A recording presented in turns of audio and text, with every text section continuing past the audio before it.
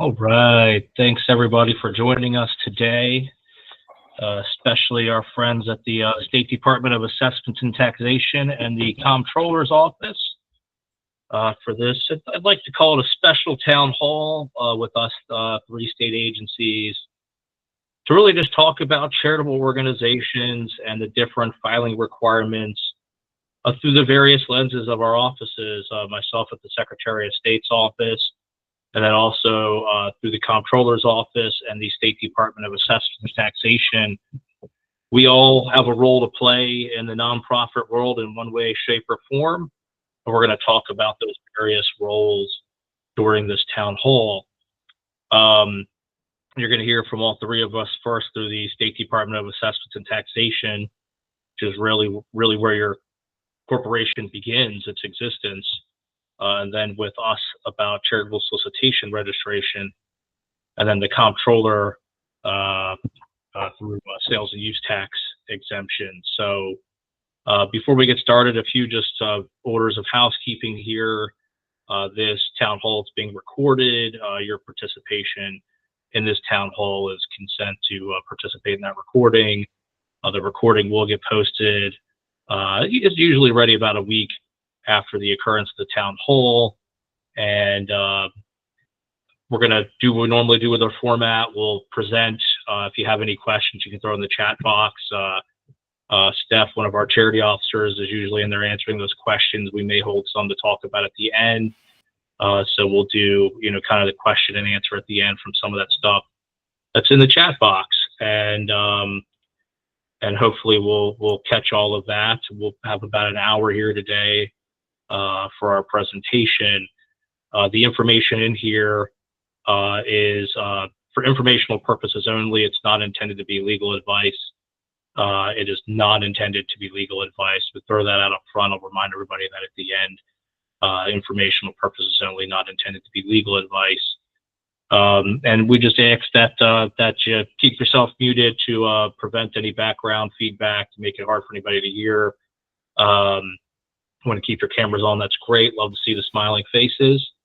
And the other thing we always mention here too is if you ask questions in the chat box, that's great. Please refrain from answering other people's questions unless you're one of us or our charity officer that's handling that chat box. We've learned over time that some well-intended folks may answer things, but don't always provide the right information. That's what we're here to do, and hopefully we'll do. And so ask questions and they're great. Stephanie will answer what she can and probably save some for questions at the end. And hopefully throughout the presentation, your question will get answered. So that might be the case. So big thanks again to Andres Viles from the Comptroller's Office, Jasmine Carter from the State Department of Assessments and Taxation, and Mark Barnes, also from the State Department of Assessments and Taxation, for joining us today. And with that, we're going to get started. So Jasmine, you're up. All right, good morning. Thank you. As it was discussed, I am the Deputy Program Manager here at the Maryland State Department of Assessments and Taxation within our Charter Legal Division. So within Charter Legal, we help you form, amend, and if necessary, dissolve your business. Also, our department is considered a public repository for business entity documents in Maryland, so that business owners and also the public are able to track the formation and the general history of that business. So first, starting off, we can talk about some of the formation requirements when you form a business within the state of Maryland. So you will choose your business structure.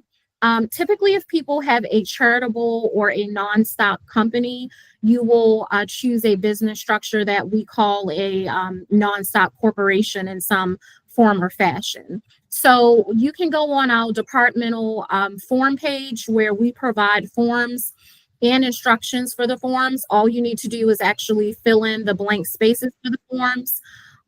You can determine who will be your resident agent. In Maryland, the resident agent for your company is very important because if the business is sued, this resident agent would be served with the lawsuit and give notice to the business. The resident agent does not have to be someone who is actually an owner, member, or director of the business, and they take no legal liability by serving as the resident agent. But each Maryland entity must appoint a Maryland resident who is 18 years or older, a Maryland LLC, or a Maryland corporation to serve as the resident agent. This is also the time to get those questions in when you're reviewing our forms. So we have a public phone line, which is open from 8:30 to 3:30 each day. We also have a front counter where you can walk into, and we have an email that's going to be available towards the end of the presentation. So there are a number of ways to get your questions into our department prior to filing that document. And like I said, our form page in our general website just provides a ton of information and frequently asked questions before you file that document with this department. Also, if you know that you may be seeking additional licensing, financial loans, or opening something like a bank account pending the formation of the business, you also want to see from those other agencies or financial institutions if they require additional documentation once you form the business. So there are some banks that want a certified copy, which is a copy of your formation document or any later amendment of that company. Some financial institutions want what we call a certificate of status, and that's a certificate that states that your business is in good and active standing with this state. And also realize that once you file your document, it is going to be public record. So anyone can see that document. So you want to make sure that it's neat, it contains no personal identifying information, and that it is a copy that you would feel comfortable representing your business moving forward. Finally, when you file that formation document, we make it easier than ever through our portal called Maryland Business Express. You can submit your document. You will get a time frame and how long it will take to review your document. If you can think of any mistakes that have been made with your document prior to our approval, you can go in the Maryland Business Express and recall your filing to edit that document. So that Maryland Business Express portal provides you with a ton of options. And also you don't have to wait for any of your confirmation or potential rejections to come by mail. You actually will get it all through email, which makes it even faster for you to file that business. And we offer expedited and same-day processing online. And next, we'll move to the different company types in Maryland. So what is considered a non-stock corporation? In general, a non-stock corporation will be an entity that does not have the authority to issue capital stock and also does not have shareholders. In Maryland, three of the most popular entity types for charitable and non-stock entities will be first, a regular non-stock corporation. So we have a form called Articles of Incorporation for a non-stock corporation. Then we have Articles of Incorporation for a tax-exempt non-stock corporation. Within this form, you will find the language that is required by the IRS for tax exemptions when it comes time to file some of your federal financial reports. And then finally, we have Articles of Incorporation for a religious corporation. And this is for an entity that seeks to form a congregation or place of worship, which within all three of these Articles of Incorporation, we have provided the language that is necessary on a state level and sometimes also a federal level for your business. So all you need to do is kind of plug in those areas in the form with the relevant information and also see the form instructions. So next up, we'll just talk about some things that are typically a rejection reason or issue with new documents that are submitted to this department. So first, the corporation name must include what we call a tail. So that is Corporation, Incorporated, Limited, Inc., Corp, or some abbreviation of these words. Typically, when people form corporations, they sometimes miss this by just providing the company name, or they assume they can provide the corporation name and also make a trade name at the same time. Within your articles of incorporation, you are just going to include the name of your business, and should you need a trade name, or sometimes people call it a DBA, you would fill out the additional documentation with our trade name department. Second, for religious corporations, you are not required to have a tail, but you can include one should you want to add a tail to the end of that business name. So make sure when you're thinking of that unique and amazing name for your business, you're also adding on that corporate tail so that you don't get a rejection. For the address of your business, when you form a domestic Maryland company, you are required to have a principal office and resident agent address. Your principal office will be the principal place of business, and then the resident agent address is where can that person be found to serve the lawsuit if necessary. We do not accept P.O. Box and shipping addresses, so that'll be places like FedEx, UPS, postal shipping.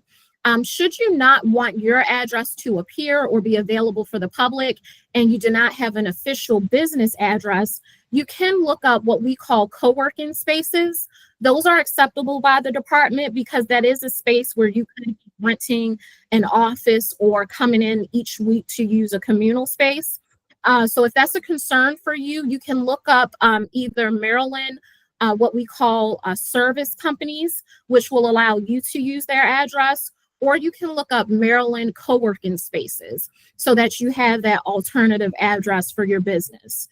Finally, when we approve your document, you get what's called a department identification number. This number is a unique number that you can use throughout the state of Maryland to prove that you have the right to do business, and also to file your state financial reports with our office and other agencies in Maryland. That number will begin typically with the letter D. And the number is very important when you're calling our department and when you want to distinguish your company from other companies. And then next up, we are going to just look at briefly, these are all forms that I discussed earlier. Again, we have the Articles of Incorporation for a tax-exempt non-stock corporation, which is a little longer because we provide that information you'll need for the IRS in terms of your general statement for your tax exemption.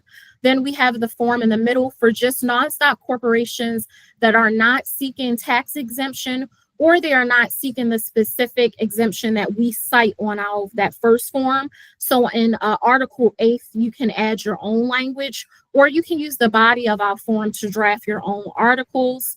And then finally, we have our Articles of Incorporation for a religious corporation. That form is a little longer, so if you are forming a religious corporation, please do look at our form instructions because we give very concise information about how you can meet the statutory requirements to correctly form a religious corporation within this state. Then next up, we're just going to talk about what's new here at our department. So we have moved. We are currently located at 700 East Pratt Street.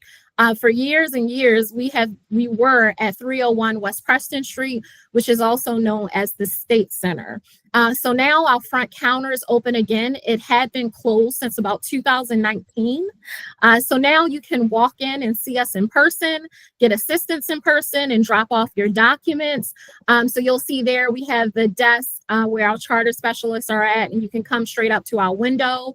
We also have a waiting area for you with a restroom. So please come in and see us, even if it's just to drop off the document or to ask us a question. You can also now schedule appointments. There's no fee to schedule an appointment. You can go through that appointment link and schedule your appointment for legal matters or ground rent matters. So we do suggest scheduling an appointment, but if you walk in, we will assist you. And typically it takes no more than 15 to 30 minutes for us to fit you in the schedule. Also, non-stock corporations, which is typically the corporation type that is formed for charitable corporations. Now those entities may file the 7 most recently due annual reports if they have been forfeited. So what does this mean? At one point in Maryland, when a non-stock corporation was forfeited, which means its right to do business was taken by the state of Maryland because it did not fulfill some obligation, maybe you did not file your annual report, or you owed some kind of outstanding obligation to another Maryland agency and you did not cure it within a specific time, the state then revokes the charter. If that company had been forfeited, every report from the time of forfeiture was due to revive the company. But now, after a recent legislative change, only the 7 most recently due reports are required if you file the reports and your revival online through our Maryland Business Express portal. And then finally, we now have an articles of conversion form. We did see that that was a real call and email driver for our department. So if you're considering converting an entity, you can easily just use our form and fill out the relevant information. But if you have any questions, you can put them in the chat. I'll be available. And now my colleague, Martin Barnes, will take over. Good morning. I'm Martin Barnes, and I'm the administrator for business personal property here at SDAT.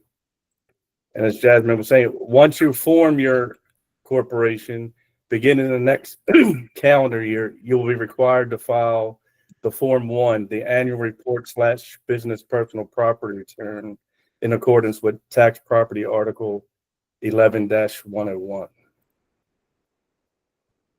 And then beginning in 2022, the Maryland legislature passed a new law 7-245, which would exempt the first $20,000 of a person's personal property. So if a person has less than $20,000 on that annual report, you can attest that you have less than $20,000, and then you would not be required to fill out the personal property portion of it. And it's $20,000 statewide. So if you have 3 locations and you have $10,000 at each location, you would be required to file because it's more than the $20,000. If you had 2 locations and you had $5,000 in each one, you wouldn't have to fill out the personal property portion.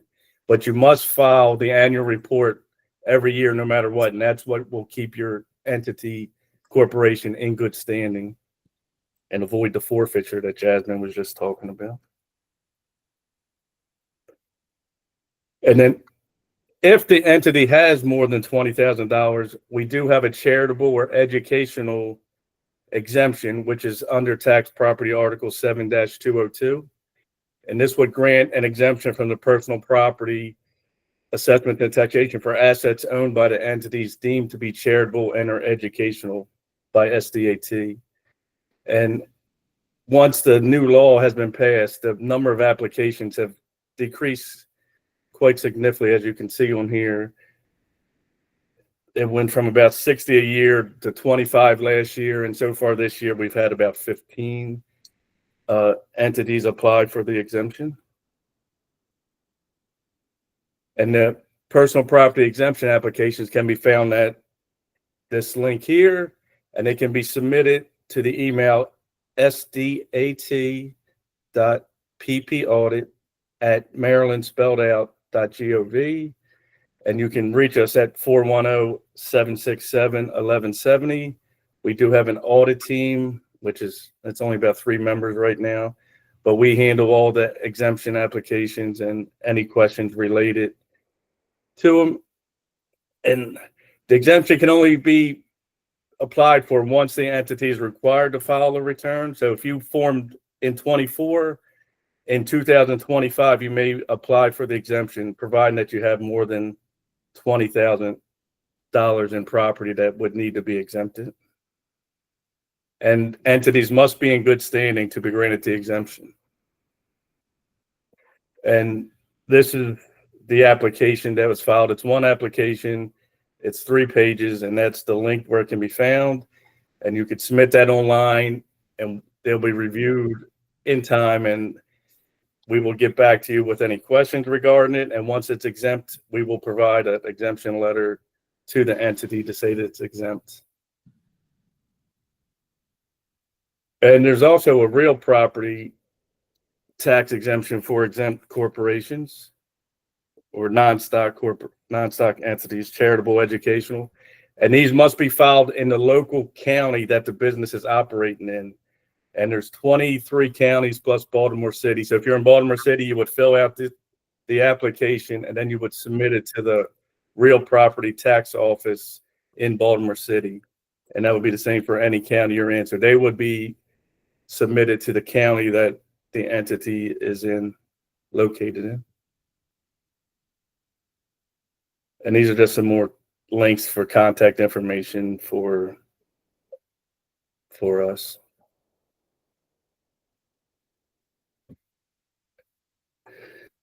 And I think that's it for SDAT. That is, I'll hold that there a second in case anybody's trying to write that down before I keep moving on. Martin, thank you. Jasmine, thank you both. Can I mention one more thing? Yeah.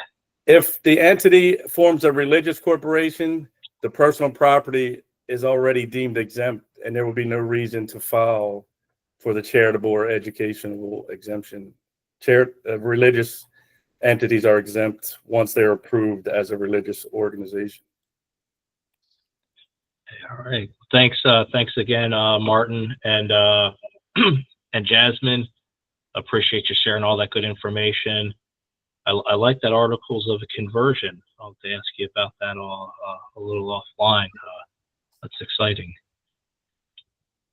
So on to our stuff here at the Secretary of State's office. We regulate charitable organizations that solicit contributions in Maryland, and that authority is given to us under the Maryland Solicitations Act. So everything we're going to talk about here is really found in the Business Regulation article of the Annotated Code of Maryland, Title 6. And then also the Code of Maryland Regulations, Title 1, Subtitle 2, Chapter 4. So, when we're trying to figure out, should somebody register with us? When do you have to register with the Secretary of State?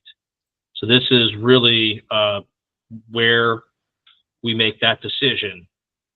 The organization shall register and receive a registration letter from us before it does one of these three things: solicit charitable contributions in Maryland, have those charitable contributions solicited on its behalf in Maryland, or solicit charitable contributions outside of the state if the charitable organization is in Maryland. So really any fundraising, charitable solicitation, fundraising to Marylanders would require registration, or if the organization's located here and solicits anywhere else, it would have to register. One important point to note here is that if the organization's located in Maryland, it has a donate button on its website, or ask for donations on social media. That would be considered soliciting charitable contributions in Maryland. So when it comes to online solicitation, if you're based in Maryland and you have a donate button on your website, or you post about fundraising events or donations on your social media, that in and of itself is enough to require registration with the Secretary of State's office because your organization's soliciting in Maryland. So that's an important thing to know. We do run into that some where folks like, I only have a donate button on my website. You're located in Maryland? Yes. All right. You need to register. So those are the situations in which an organization shall register. One other important thing to think about is what actually is a charitable contribution. And just in general, it's made on a representation that'll be used for a charitable purpose. And it can include payment, transfer, enforceable pledge of financial help, including money, credit, property, or services. So we're not just talking about monetary donations. It could be also property, gift in kind, as it's commonly referred to. So either or. A couple things that a charitable contribution does not include, and this is super important to know. It's important to know what it is, but it's also important to know what it is not. An unsolicited gift is not a contribution. Government grants, government money is not considered a contribution. Membership, assessments, dues, or fines are not contributions, or property sold or services rendered, unless the organization is doing that in connection with the charitable solicitation. And a public safety contribution, in short, something going to a volunteer fire company or something like that, or law enforcement agency for the purpose of, supporting that particular organization and activity. If anybody files a regular registration with us because you receive $25,000 or more in contributions in a year, If you've ever filed if you file a 990 or 990 EZ, there's a method to the madness and why we count the lines that we do to determine how much the organization's received in charitable contributions. So unsolicited gifts don't count, but government grants and government money, we get asked that a lot. That's not a contribution according to the Maryland Solicitations Act, and that's why we don't count the government money line on the full 990. Same with membership dues and assessments. We're not counting where that money belongs, the payment for the actual membership due, and on the 990. And where that goes, notice we don't count that line either. So what's a charitable solicitation? One other very important question. And most people think of, I mail letters, or I send emails, or I make phone calls asking for money.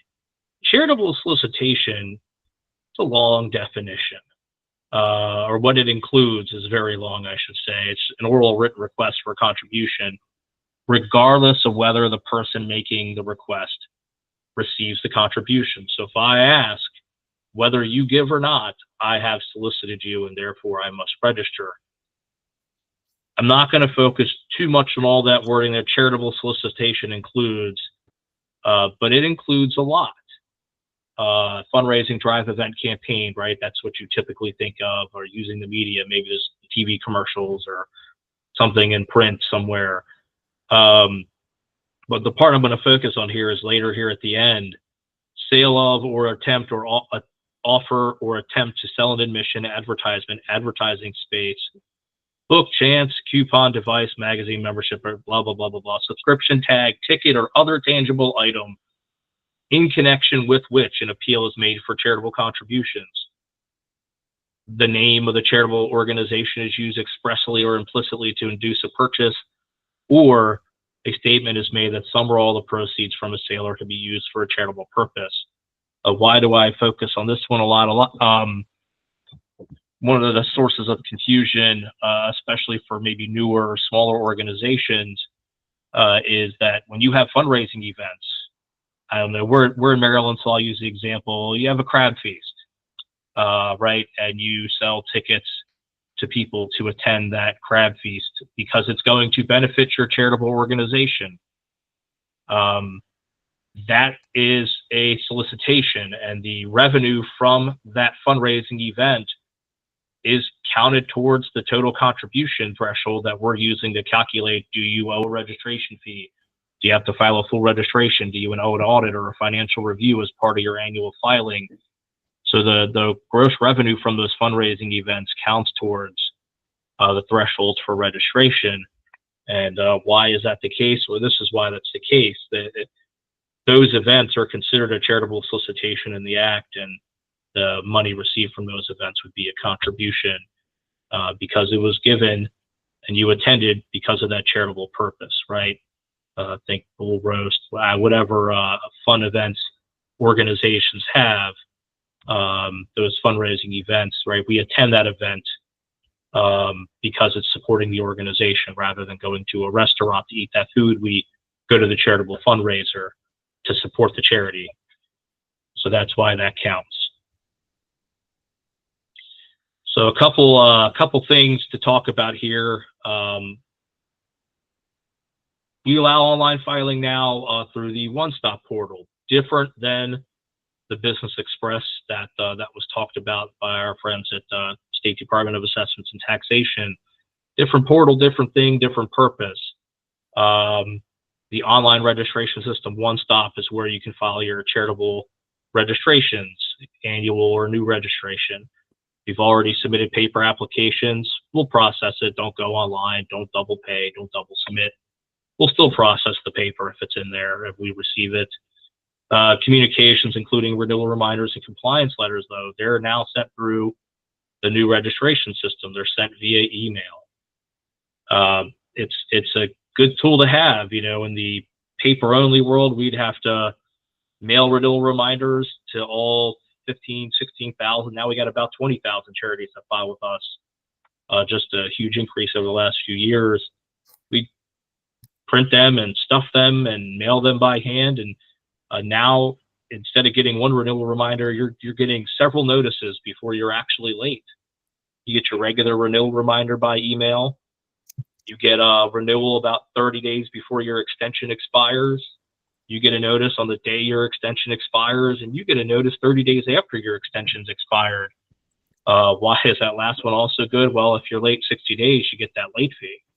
So you get 4 notices now before you ever get a late fee assessed, whereas before the system, you just get 1. So it increases the contact.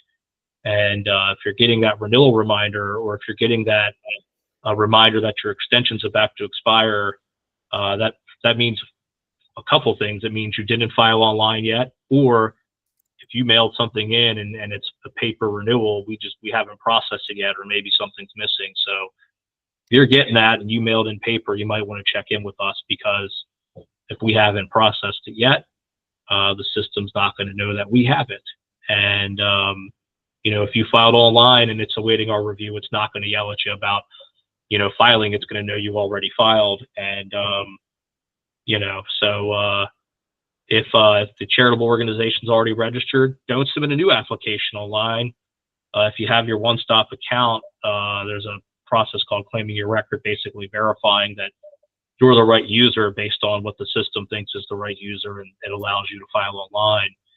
And if the organization knows part of an annual registration from a prior year, we may request to be sent outside of the online system, mostly because we're trying to avoid double payment. If you're filing annual registrations in the online system and you owe a registration fee, it's going to ask you for that based on how you fill out that form. So there might be a time where we ask you, if you're multiple years behind, to send something outside of the system in hopes of getting it cleaned up a little quicker. But in terms of filing annual registrations, the online system does its job. And talked to somebody yesterday, and yeah, it works. It was easy. Once they got through the account setup and they got to the online registration form, they were done in a few minutes, and we're very happy. So generally, we get good feedback about that. If you're having issues though setting up account or navigating, let us know. Accessing One Stop, you create an account. If you have questions, you can reach out to us. We have some user guides on the charity homepage. You say that that link, the sos.maryland.gov /charity/pages/default.aspx. That's the main charity page on our website. We have user guide and video guide on how to create an account. We also have, if your account is set up and your record's clean, we have user guides to help you file annual registrations. That annual registration user guide can tell you exactly how to navigate the system if you're not sure how it works or how to use it, step by step, with pictures and all, and how to kind of navigate. If you're lost, let us know. Reach out to us and ask us for help. We'll try to get you through it.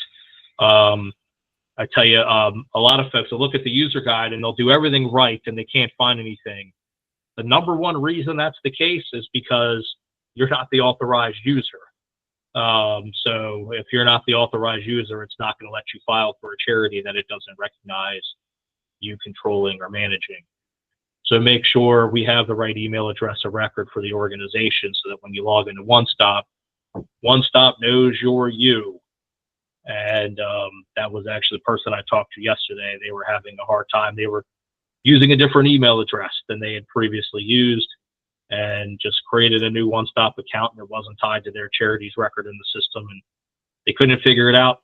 Figured out that it was the wrong email address they were in under, got it set up correctly, filed online in a few minutes. So making sure you're accessing the system with the email address of record that we have, and that's based on whatever you've given us for your filings over the years. A couple other little tips for using One Stop.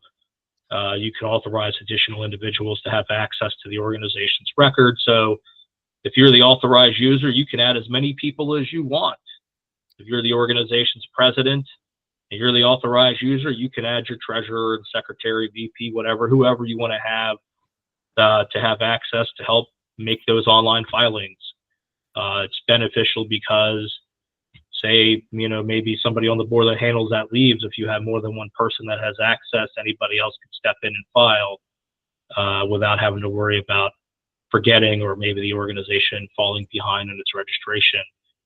The form is built to ask for exactly what is required based on your answers to each question. This is key in that, those of you that have been filing for a long time know that some years you owe things, other years you don't, based on the total level of contributions received. And so this form is designed to ensure it asks for everything you need. You answer those first few questions up front, and you'll notice the rest of the form morphs into exactly what it is you need to file based on those answers provided initially. And it'll walk you through to the annual update of registration filing, or if you're under 25,000 a year, it's going to walk you to the completion of the exempt organization fundraising notice form that you would have filed on paper before. So the system's going to lead you down that path based upon those initial answers. And for organizations that have a religious exemption, you'll just continue to submit your 990 to us annually. Just submit it via email. You don't need to use the online annual registration system because you're not filing annual registrations. You just have to send us a copy of that 990 annually if you have one. Same thing with name changes. Send it offline. You'll send us the name changing documentation via email. We'll update the name of the system. If you are submitting annual registrations for multiple years and owe a late fee, we only want you to pay one late fee. Don't double pay late fees. Late fees are calculated in the system based on the due date on the form you've created. So that's the one thing in the system that I'd love to function a little better, and we'll figure out how to get that done at some point here. But you only owe one late fee. Late fee starts from the time you're late, and it continues adding up $25 a month on the first day of each month thereafter. So 60th day late is when the late fee starts, and it goes up $25 a month on the first day of that each month thereafter until the organization's current. So if you were late 3 years, you have 3 years with the late fees, $900. That's what you would owe in terms of late fees. So the system's counting that based on due date. So I mentioned on the prior slide, we may ask you to send something offline if you owe multiple years. Or we may tell you, pay the late fee on this one, but just ask for the late fee not to be due on the other form, so you only have to pay it once. So work with us if you're unsure. We'll get you across the line. Next few slides we're going to cover here real quick. They have a whole town hall about initial and annual registration requirements. That's posted on the main charity page of our website. So if you want a little more detail on this, check those out. It covers this information in a lot more detail here. And but really just certain items are required to register, and those items are listed there at the beginning. There are other items you may have to file depending on what you received in charitable contributions for the year or what your organization's situation is annually. Some of these things you may have to do, some of these things you may not have to do. You're always filing for an initial registration, a registration statement, copy of your articles or other governing instrument, copy of the IRS tax documentation confirming your tax exempt status from the IRS, copy of the 990 or 990 EZ, or if you don't file one of those two, you file that state form COF 85, and then also your current list of your board of directors. The other things that are really subject to contributions received is the audit or financial review requirement. You may or may not have contracts with professional solicitors or fundraising counsels. You may or may not be affiliated with a state agency. You may or may not owe a registration fee. You're over $25,000 a year, you're paying a $25 registration fee. And it could be as high as a $300 annual fee. It's based on the charitable contributions that are received in a fiscal year. So some of this is every year or every time you're an initial registrant. Some of this is dependent upon what you received before you file. But annual registration requirements, very similar. Annual registration form, 990, 990 EZ, COF 85, current board list. If anything has changed in your formation documents, your articles or your bylaws have been amended, you send a copy of those. These are due 10.5 months after the organization's fiscal year ends. So you might initially register, your next annual registration is going to be due 10.5 months after that next fiscal year ends. So if you gave us your 2023 fiscal year paperwork, then your next registration will be due 10.5 months after your 2024 fiscal year ends. So due date is based on 10.5 months after your organization's next fiscal year is complete. So charities may also be required to submit, and you'll see the list of items is very similar to the last page: auditor review requirements. Do you or do you not have contracts, right? That could be different every year. Are you affiliated with a state agency? Do you owe a registration fee? All those things. If you're under $25,000 in contributions, you're going to file an exempt organization fundraising notice form. You may or may not have to file a 990 or 990 EZ if you have one. You'll notice the online system doesn't ever ask you for the 990N. We don't need the 990N. If you file a 990N, it's going to ask you for other information. And also the organization's IRS tax determination letter, if the organization's a 501c3 or 501c something else, then you're only going to have to send it the first time. So that leads us into Andres and the Comptroller's office. Andres, you're up. Good morning, everyone, and thank you for having me. My name is Andres Aviles. I'm the Assistant State Comptroller. So today we're going to talk about the Sales and Use Tax Exemption Certificate. This exemption certificate generally is for nonprofit organizations that are qualifying under the Internal Revenue Service, the 501c3. It could be generally it's the 501c3 that would qualify to this exemption for the sales and use tax. So those nonprofit could qualify if they are a charitable or educational or religious organization, or they are a volunteer fire companies and rescue squad, or cemetery companies, qualified veterans organizations, government agencies, and credit unions. Those are the most popular ones that we received in our office. There are others that we could review and see if they could qualify under different part of the statute other than the 501c3. But generally, it's the 501c3. Now, the sales and use tax exemption, we issue that every 5 years. Last renewal process was on September 2022, and if you currently hold a certificate that has expired in 2022, you still have the opportunity to renew that certificate, and you must do that online. Preferably, if you can do it online, you can submit the paper to us, and we'll take a look from that point forward. The certificates only renew every 5 years. So by Maryland law, Maryland only issues exemption certificate to those nonprofit organizations that are located in the state of Maryland, or they are located in jurisdictions that are adjacent to Maryland. So those are the only 5 states that we allowed to apply for the sales and use tax exemption. This certificate is a kind of a card type, a wallet-sized card, and usually the green color is what that's come for, and then it has the sales and use tax exemption number on it, the expiration date, and the name of the business. That certificate itself, the nonprofit organization can present that to any store to buy any product related to the business and to get the exemption.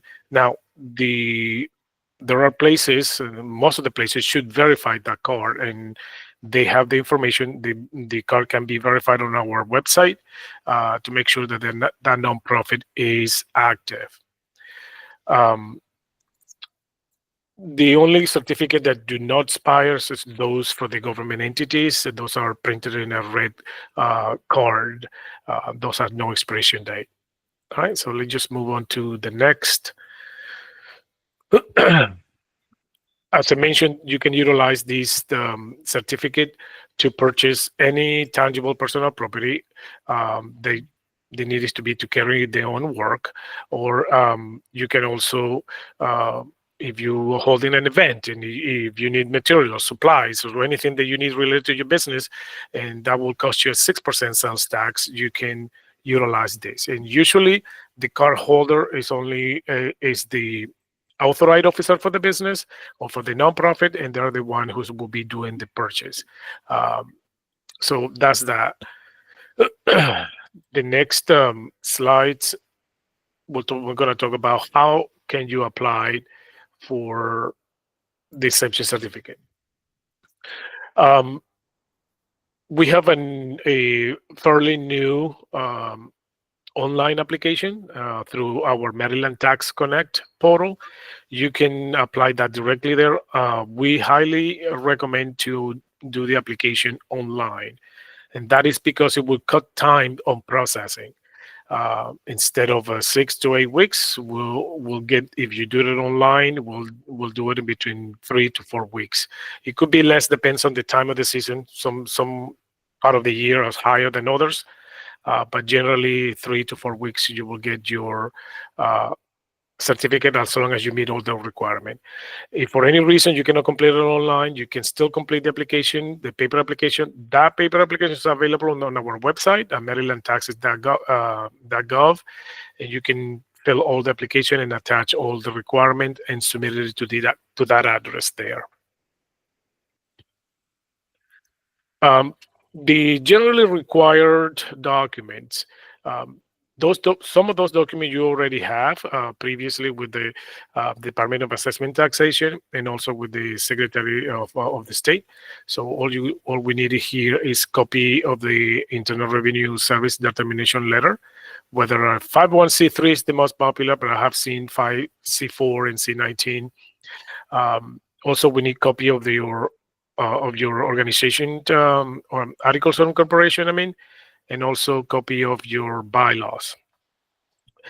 And if you are located in the state, on those states, Delaware, Pennsylvania, Virginia, West Virginia, or Washington, D.C., you must attach the letter of good standing from that state. If you're located in Maryland, you can send us your good standing letter from the Department of Assessment and Taxation. There are other documents required specifically for those religious organizations. The instructions will have all those details for those type of organization. All right, so the following slide, and I'm just going to go briefly on this, is related to the online application. It's a friendly portal in which you can open an account or not, but we recommend for you guys to open an account so that you have a dedicated account for either sales and use tax exemption certificate or withholding tax or any type of tax that your nonprofit organization may need. Any tax account. Now, let me rephrase that.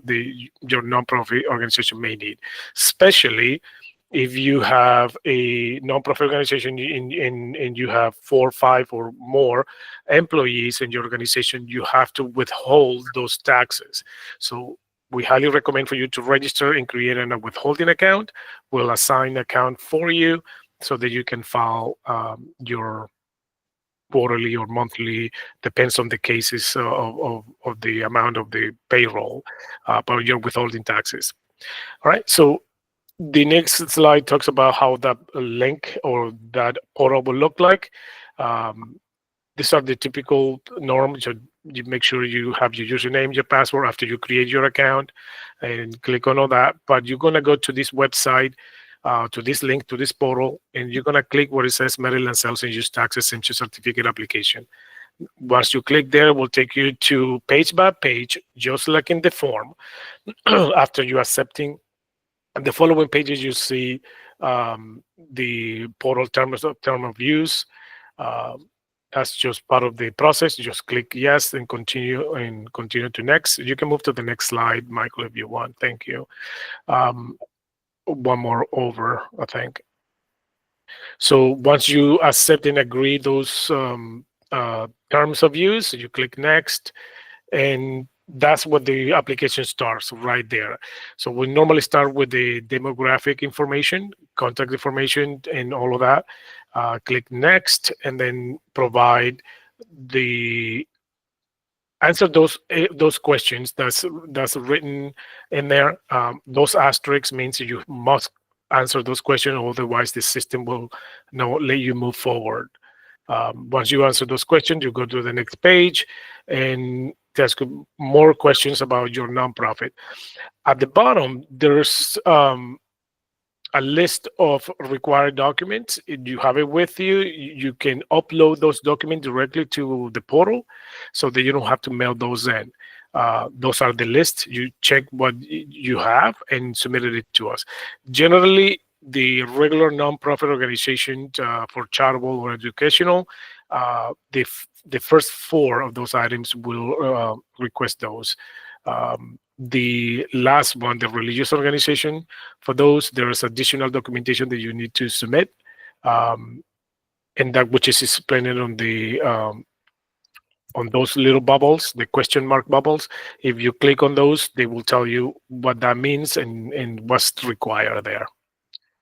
All right, so once you upload your attachment, and make sure that's your attachment and nothing else, and then you can go ahead and click next, and they ask you to confirm the authorized officers. The authorized officers must be completed entirely. You must provide the full name of the authorized officer and their social security number. We'll not display the entire social, just the last 4 for you to review to make sure that's correct. In the next page, it talks about the signature.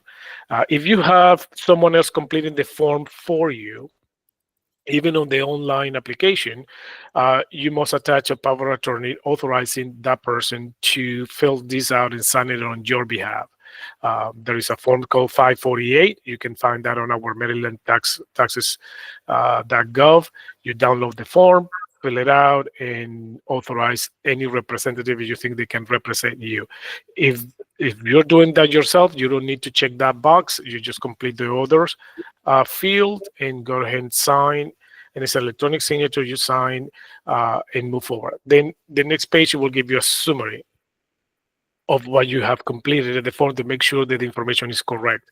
If everything looks correct, if you need to make some edits to any information, you click back and correct what you needed, and then go back to this page to make sure everything is good. And after that, you will get a confirmation. Well, on this side, you'll get the signature. You click yes, that you agree, and that will be signed electronically. And then the last page will give you a confirmation number, which you need this number in case you need to communicate with us and ask for the status of your application. You can provide that number. We can pull that directly from our system and see the status of your application. And that's the end of it. So it's very simple, straightforward. Michael?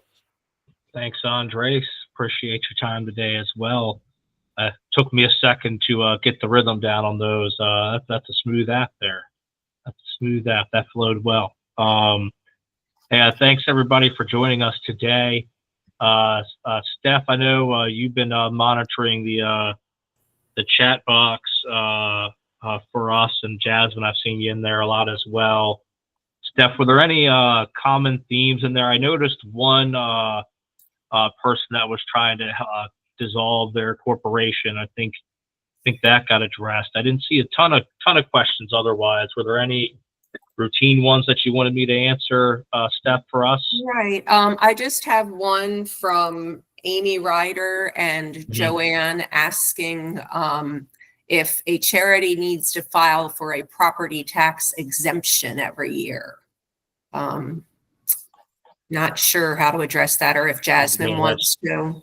Jasmine or Martin maybe take one at that. The charitable application is not required every year. Once you file the exemption, if you're granted, you will receive a letter from us saying that you are granted. And basically, you would just need to provide that copy of that letter with the annual report every year, but you would not have to file for an exemption every year. Once you're granted it, you're granted it for the life of the company. Now, we may do some follow-ups because the Office of Legislative Auditors require us to follow up. So we may send a letter or email just asking you some basic questions like, is the corporation still providing the service that it was exempted for and stuff like that. Annual report filed every year. Charitable application once you're granted, you're good. And I think there was a question in there about a 990. That's not required to file with the personal property return. We may ask for it when we're determining the exemption, but it's not required to, like with the annual report every year. Okay, yeah, thank you, Martin, because that was my next one that I was going to address. So that Betsy Simon had asked about that. So it's not required to be filed with the annual report. But Andres, does your office require that a 990 is submitted annually? No, not at all. We do not require that. Okay, okay, Yeah, thank you. that 990 should be, if you're soliciting contributions, it should be making its way to us at the Secretary of State's office as part of your annual solicitation registration. I think the only other thing I popped up, Andres, if you can, somebody asked if there's a phone number that Yes, they can call to check. I'm putting it in the chat right now. Perfect. And then,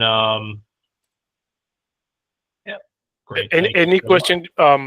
We prefer you send us an email. I just put that email there, sutech@marylandtaxes.gov. That will be the quickest way for us to reach out to you. You can also call Taxpayer Services, which I provided the phone number there. The calls is pretty high, and the wait is a little bit, overwhelming for some. So if you want an answer, I think this Sutech email is a lot quicker and faster. We may get the answer to you on same day. Great. Okay. Thanks for sharing that. And then- Everybody see that in the chat. If you open the chat, you go down to the bottom of the chat here on the Google Meet, you'll see that contact information. Thanks, Andres, for sharing that. And then Mike, Betsy Simon just asked Yeah. about, I think if you can explain to her about, for filing, if she's filing her charitable registration, we'll need a 990. Yeah, so flashing back to our slides about solicitation registration, if the organization registers with us, the annual registration is due 10.5 months after the organization's fiscal year ends. If the organization's registering with us, because it solicits contributions and it files a 990 with the IRS, part of what you're going to be required to submit with your initial annual registrations is a copy of that IRS Form 990 or 990 EZ or 990 PF. The only one we don't ask for is the 990N. We get other information if you file a 990N.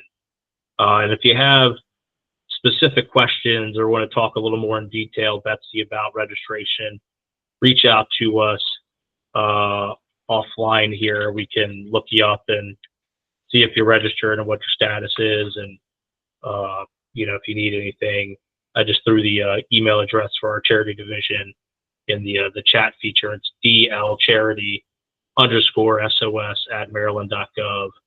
And in the short term, it'll probably be Steph or I that answer that here in the next day or so. If you send that over, we'll get back to you.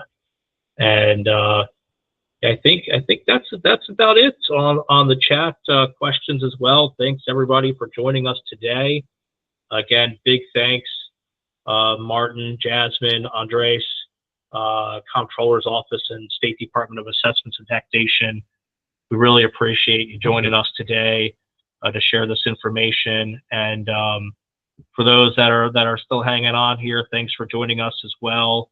Just wrapping up, just throw that again. This is the content of this presentation is provided for informational purposes only.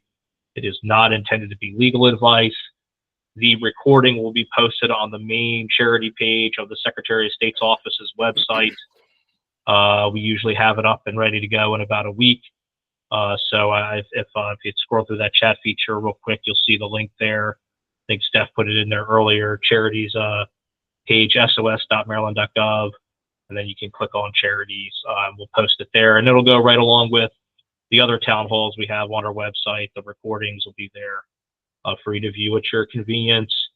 And thanks again, everybody, for joining us, and hope you have a great day and a great rest of the week. Thanks, everybody. Thank you. Thank you. Thank you. Bye. Bye.